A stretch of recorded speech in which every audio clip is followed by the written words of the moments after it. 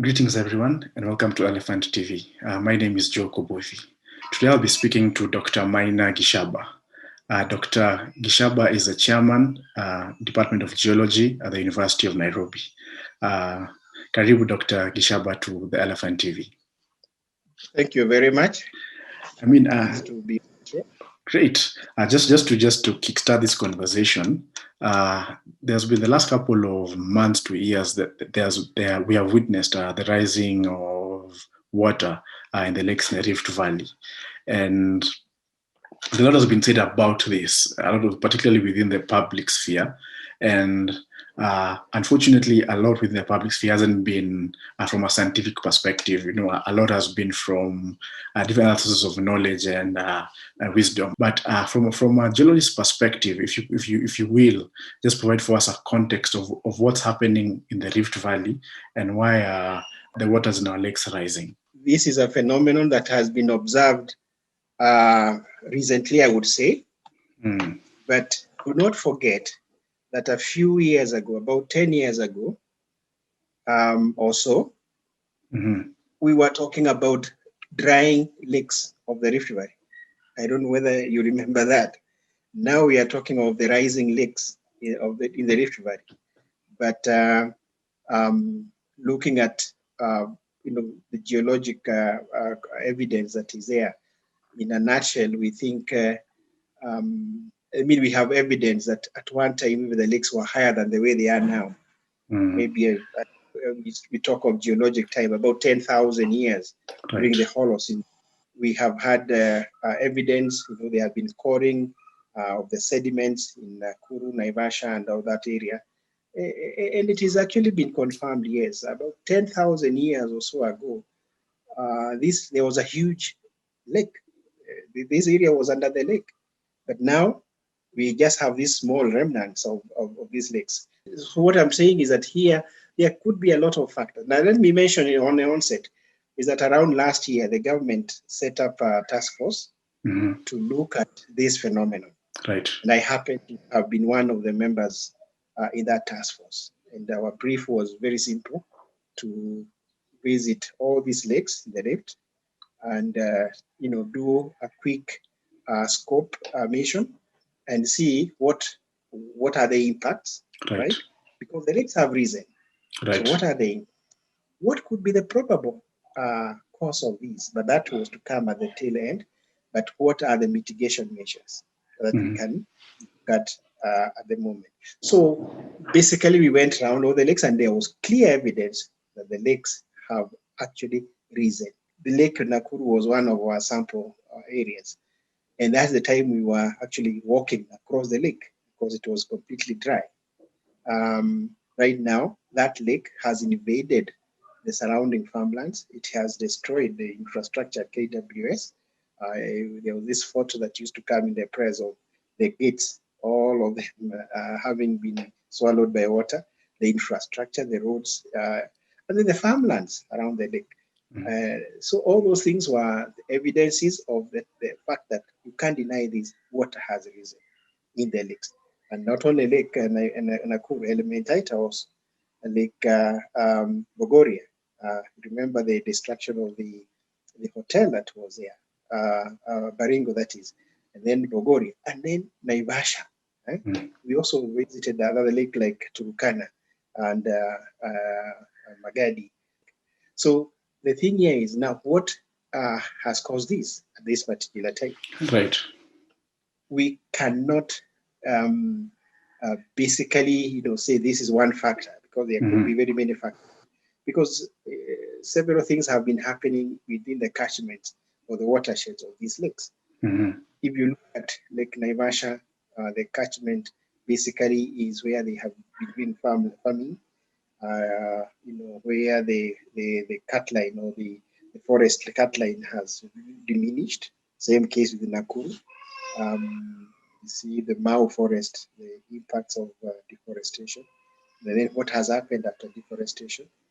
A lot of what we call runoff, flash floods indeed.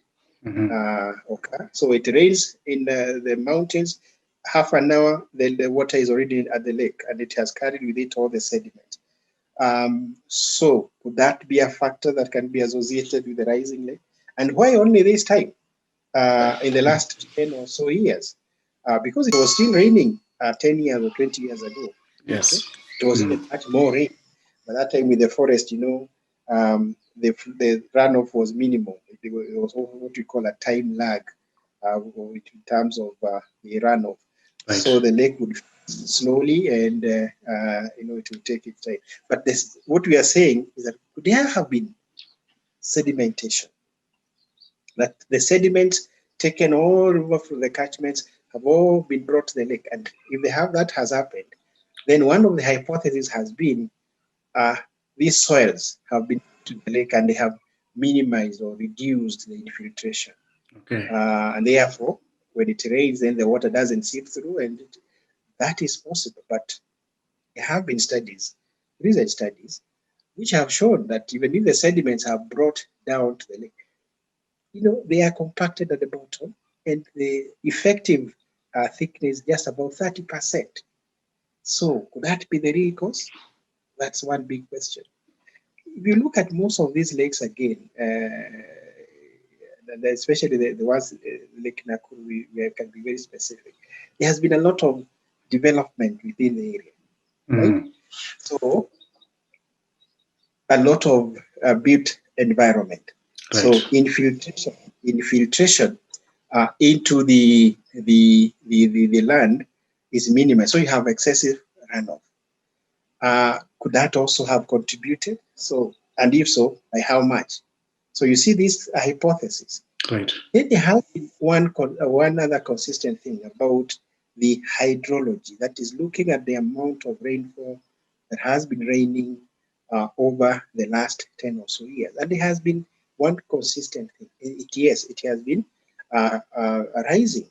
It has been, the rainfalls have been quite significant.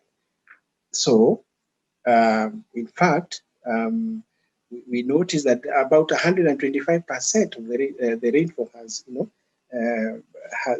has over if you take the baseline, that is about 2010, 2012 that year, and look at now the amount that has rained over that period, it has increased by about that much, 125%. So could that be a significant factor? So there are many things that have been done, including the fact that we have also looked at the amount of water that is lost from all these lakes, evapotranspiration. Right. So could it be that there has been more rainfall coming and the evaporation has been reduced? Evidence suggests that could be the case, right? Right. That's a major factor. And then there has all other things that people have suggested. What about the geology? Could it be that something crazy is happening within the geology and has caused now all these lakes within the rift, which is an expansive graben, to rise? And well, that's also a possibility. So we have all those possibilities that are there. And I think at the end of it all, we said there's need for us to really quantify these, to have a system where you have kind of listening devices within the rift, because as it is, the rift is very active, right? Okay. And we have what we call the faults all along that's define the rift. And so could it be that when it rains, water was seeping into those faults, and then it would find its way out through the lakes? And is it possible all the lakes? So all those hypotheses and suggestions have been there, and looking at it, we can only say yes, it is possible, but which is the most significant of all those factors? We may not place a finger right now, but I think it is something that we can for sure, with the sufficient, in quotes, listening devices, monitoring of all those parameters, we can be able to actually, eliminate others or attribute each of those factors to this problem. And then something that I have mentioned, is it possible that after some times these lakes are going to dry? right? Right. And we think this is very likely. Again, looking at the data, cyclicity, events which have occurred in the past. If you look at the time these lakes were so huge, I mean, were very high, the sediments within Naivasha, Nakuru area. That's where I know for sure we have done a bit of work. And I mentioned about 10,000 years ago. We call it the Holocene in geology. Right. And those sediments are even up on those hills that are there now. So it is very possible that this could be a phenomenon associated with the changing climate. It is very, very likely that. And somebody even has a feeling that let's look at 2024. Maybe you may not quote this, but 2024, probably Right. these lakes will start diminishing, and then we'll have another phase where they are all drying up.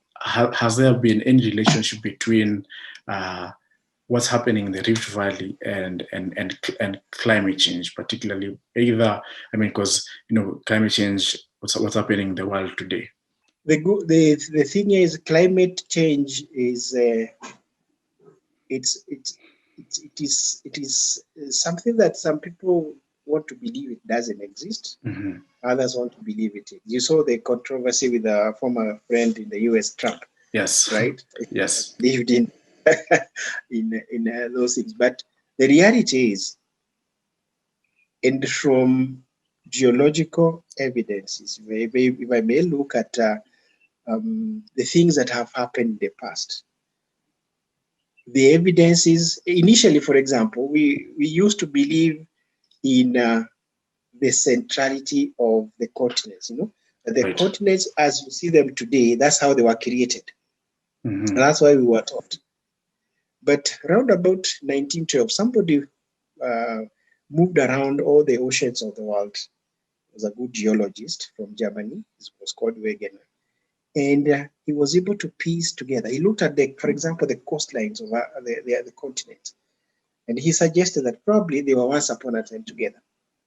And this is what he called the jigsaw puzzle. He looked at the rocks. He looked at the fossils in all the continents. And he suggested it would appear to him that the continents were once upon a time together. He published his memoirs, but they were never accepted. In fact, he was condemned. But somebody noticed that. After the Second World War, the armies, the armies of the world, generated the submarine. And so they were able to move under the water. And what did they find? They found a replica of what you see on the continents under the water. So there were huge mountains. There were even, areas of plains. The ocean floor is a plain, and they were slow. So then they found even valleys deeper at the ocean floor. And we are talking about 5,000 meters. The ocean floor, its width or thickness is about, the ocean floor is about 5,000 meters. So we are talking about trenches which were now below the 5,000 meters. In fact, some of them have been recorded as 11 kilometers. Right. You see below. So all this now revolutionized the way we see the world. And that's why in 1968, this theory of plate tectonics was accepted. It's now global, it's acceptable. So climate change, likewise, there are those of us who believe it exists, it doesn't exist. But, the bigger thing is that for scientists, you require information, you require data. The plate tectonics was accepted because between 1912 and until the Second World War, a lot of information was found, which were pieced together.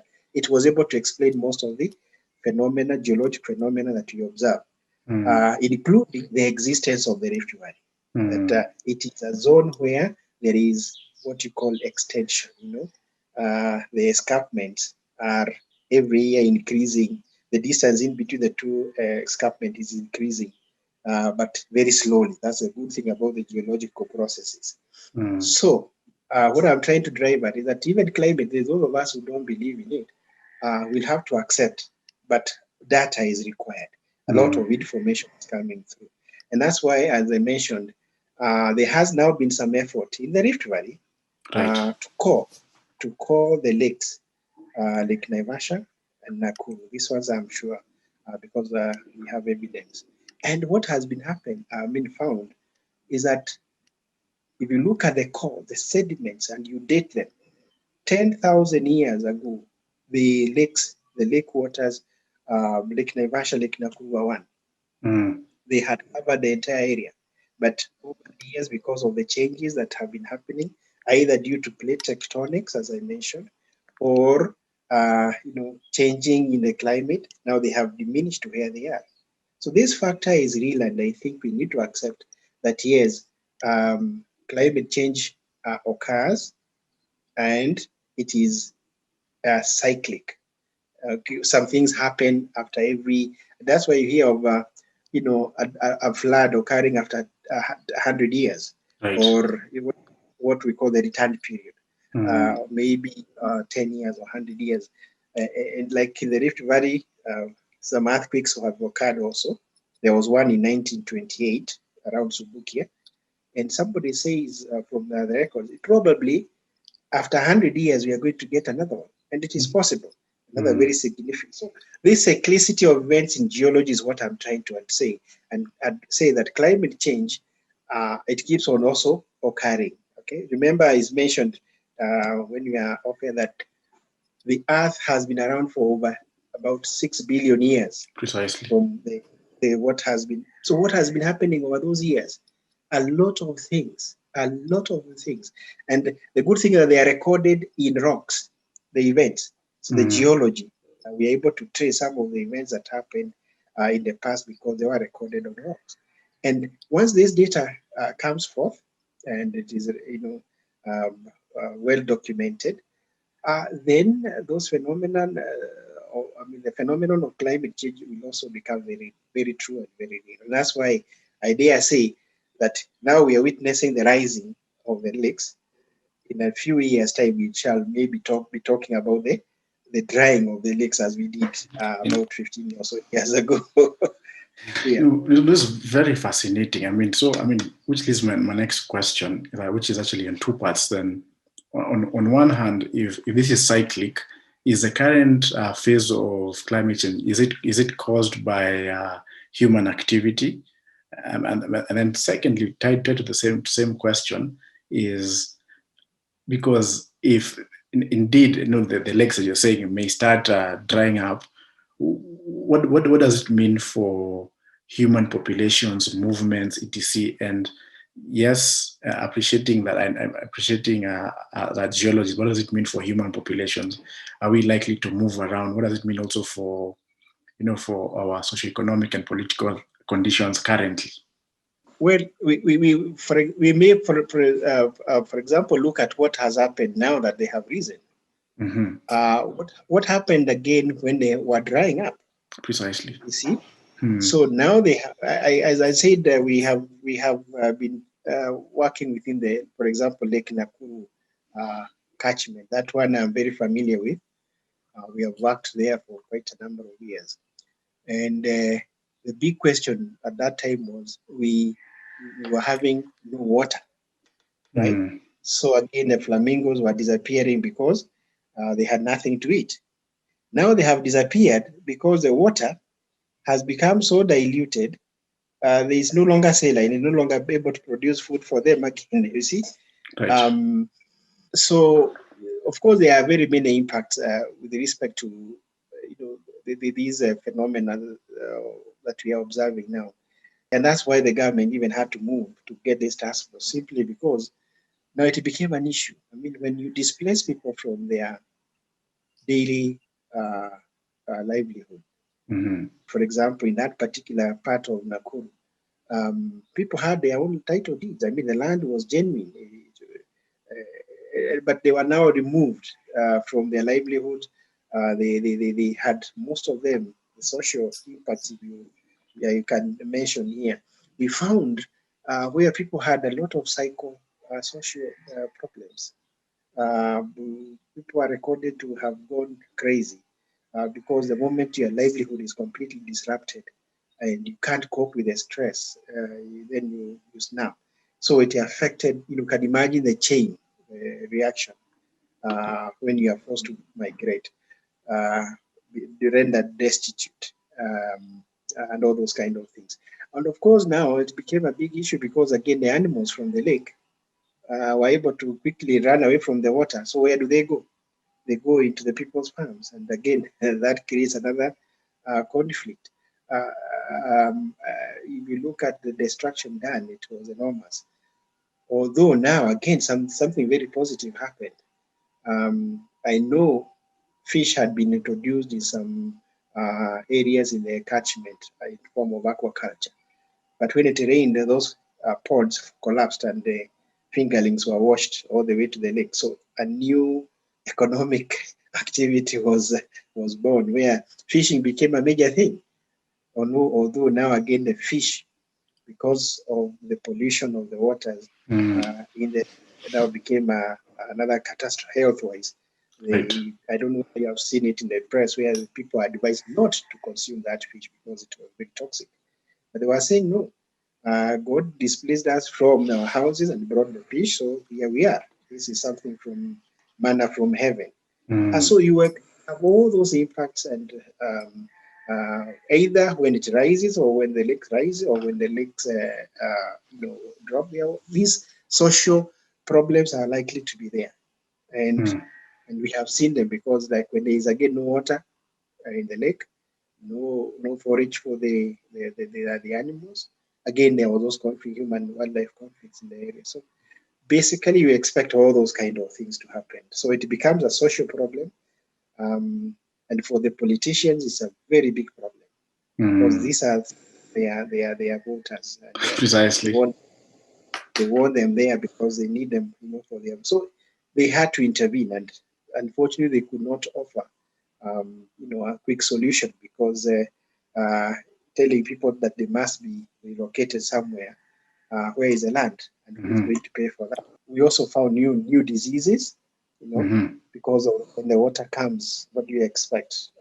Amoebiasis, typhoid, cholera, all those diseases.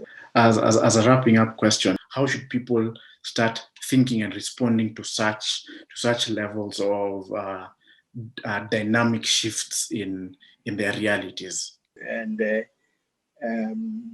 it makes me remember some of the landslides that occur in Moranga, for example. Right.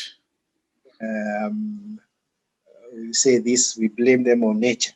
But if you look critically, some few years ago, they were not as frequent as they are now, right, especially in places like Moranga. But now they are very frequent. Why? Because of, again, of human activity. You see, when you go and raise environment, I mean, for example, the trees or the forest, you cut them down on slopy areas. You interfere a lot with what we call the hydrologic cycle. And nature has a way of responding. And for example, I dare say, if the waters never destroyed the hotel in Baringo, if the lake water never bothered the settlements around Lake Nakuru, right, if it did not cause any fishing trouble in the Lake Victoria, although Lake Victoria is not directly in the rift, right, or Lake Turkana for that matter, it would not have been a problem. It became an issue now, and it's an issue now because it is affecting human beings. And that's why if the lakes were just rising by themselves and then going, I mean, they would not have been an issue. But now they are affecting human activities. We will go to Lake Naivasha. The hotels there, oh my goodness. And so what has happened, for example, in Lake Naivasha, and if this phenomenon is likely, and I dare say it's likely to occur again, within, however, geologic time. I dare say, because sometimes we don't have that perception of the geologic time. So it's very crucial we, as human beings, know our, what I would call, dancing space, where we should not unnecessarily interfere with our ecosystem. If, for example, and I think we found this attempt in Lake Naivasha, there is a mark, right? Right. a mark where the water has been recorded to have risen highest. I don't know how many years ago, but there is a mark where you said, now this is the highest level that the waters have risen, and there should be no settlement or human activity below that mark. But what has happened? Of course, when we have new land, it's called newfound land, you go and occupy it. Right. And when the nature now comes back to you and reclaims its land, then we start complaining. So this is something that is sometimes could be looked at as academic, but we really need to delineate, and it is possible through science or dating of our sediments. We can see from the records we have, this is the highest level that we can see the lake has ever risen to, and we mark that and we say below here nobody should, and if you settle, there should be clear mitigation measures. Just like in the case of flooding, now if the level of the flood reaches a certain level, you warn the guys downstream, so that it doesn't have a lot of negative consequences. Right. So there is need, therefore, to demarcate those kind of areas where people should settle at their own risk. And actually, there should be clear policies that say, here, nobody should settle. And if you settle, it's at your own risk. It's the same thing in the debate that we have been having at the riparian, marking the riparian zones, in our major rivers. But we haven't, the policies, if you look at our policies, I think they are very good, especially in some aspects of environmental management. But again, implementing them has been an issue. So when you expect that we are going to still increase in population, therefore demand environmental services, therefore we'll have to invade some of these places, then it simply means that we do that, but with a clear conscience. People need to know that if you invade this riparian zone of the lake, at one time, even if right now everything seems calm, at one time in history, the lake will still demand its own space. So with that, we can have an effective management regime, which will ensure that anything, we have a monitoring system which will tell us exactly what is happening locally. And then, of course, even globally, we are now told we may act locally, but remember, our local activities have a global impact. And so now, and so we need to look at the globe as one, because if we go through like the processes I said about the movement of the plates, global movements, the things are happening. Remember the tsunami? It occurred because of an earthquake that was in Indonesia, but we felt it in Lamu. It had an impact, right? So when we look at that globality, and we are able, therefore, to remember anything within the environment, we must try actually to have good enough monitoring systems, Right. which will permit us to make quick decisions. Right now, if you here at the department, we are trying to get a center where we can get near real-time observation of any earthquake or any earth tremor happening in this region. That if it occurs, even if it's in Ethiopia, we can see its magnitude, where it has occurred, its intensity, and therefore we can warn people. And this is the thing, what you are saying, a monitoring system, which will allow you to understand your environment. Right. The good thing about the geologic events, those which have major impacts usually are rare. They don't occur very frequently. But those with minute intensity, they are very frequent. I told you about the earthquakes or earth tremors that we have here in the Kenyan Rift, 2,000 plus in 1 year. But do you feel them? No, because their intensity is very low. But the major ones, they occur rarely, but they have, those major. So, but if we have a good observation network, and where it's deliberate, deliberate implementation of our policies. And I think now we are almost getting a population which is well learned, which should be able to respect, our environment. I would say the secret here is getting to moving out of our comfort zone, and I think we are on the right track, where we have deliberately and get serious monitoring of our environment. And as I said, those major events are rare, so they don't occur very often. So if we have a way of understanding and we have the human capacity, that's what I believe this country has, then we can very easily be able to cope with some of these impacts. But we want decisions based on information or in data so that they stand the test of time. Okay, I mean, thank you so much, Professor, for this very illuminating talk. Thank you very much for this opportunity. Asante, and anytime you have anything, we are feel free to come and we share some of this knowledge. Great, asante, and for our viewers, for more insights and conversations like this, please subscribe to our YouTube channels, Twitter and Facebook channels at the Elephant Info. Asante ni sana.